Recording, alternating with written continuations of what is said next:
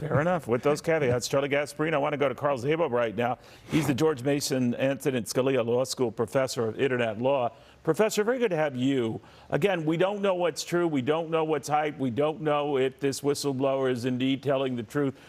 But I'm wondering, let's say he is, and that the company deliberately defrauded investors, and for that matter, advertisers.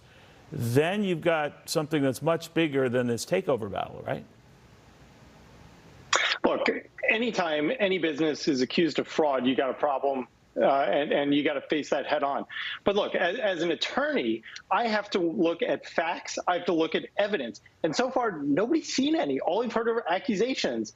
It's like taking verbatim what the FBI says at Mar-a-Lago as truth. And we can't do that.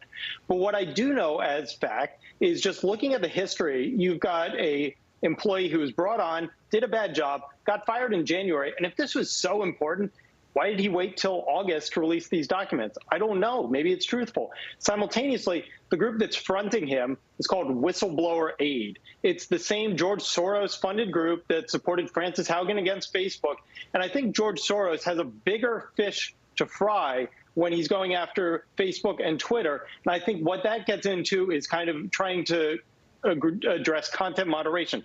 But ultimately, what this makes clear to me, regardless of the accuracy of the statements, is that we need a national standard for privacy and data security, because today, just driving from New Hampshire to Massachusetts to New York, you're going to face 3 different data breach laws, 3 different privacy laws. We need one national standard. That national standard needs to come from Congress, not from California or some unelected bureaucrats over at a government. We don't have those national standards yet. And that's so, Professor, what we need. Let me ask you this then. Let's say this wasn't deliberate. It wasn't, fraud. But in the end, Twitter's viable user number count was off, and maybe substantially off.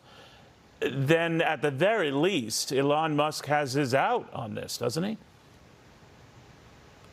Elon Musk is turning over every rock, every stone to find all the evidence he can to show that the product he bought wasn't the one he wanted. It's kind of like when you're under contract looking at a home. Right. And this would definitely give him a lot of advantages in trying to negotiate down that offer price and or just getting out of the deal completely.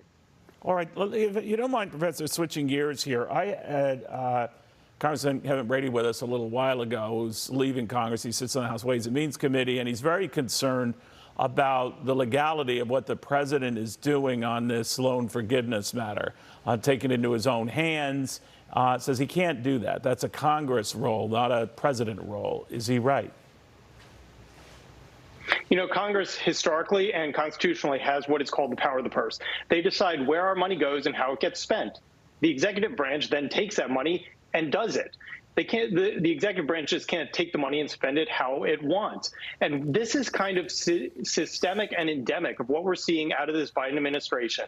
We are seeing efforts to kind of circumvent Congress. We're seeing it here with loan forgiveness. We're seeing it at one of these 3-letter agencies called the Federal Trade Commission, trying to write privacy rules and control the economy.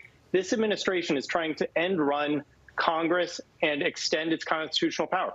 There's another problem with loan forgiveness as well. It would be the first administration to do that, right? It seems like every president, we see this going through executive orders or fiats. I don't even know what's legal or not.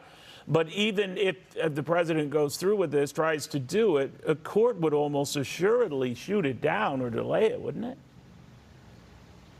One of the problems that's not being discussed is a violation of the Equal Protection Clause, the U.S. Constitution. This loan forgiveness is discriminatory. If you make $126,000, you're entitled to nothing. You're entitled to nothing. If you make $126,000, you make $124,000, you get 10 grand. So where did this number come from? $125,000? Just pull it out of thin air. There was no rulemaking. There was no process. And look, one of the things that I've talked about, I've written about this over at foxbusiness.com, are these 3-letter agencies.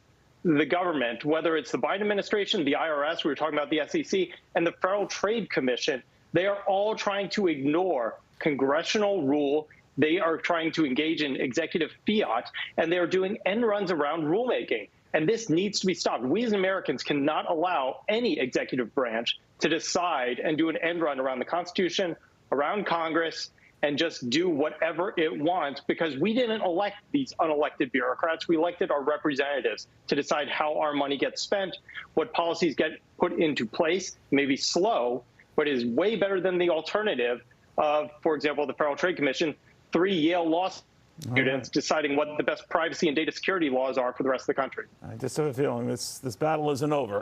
Professor, thank you very, very much. The Dow up about 8.5 points. We'll have more.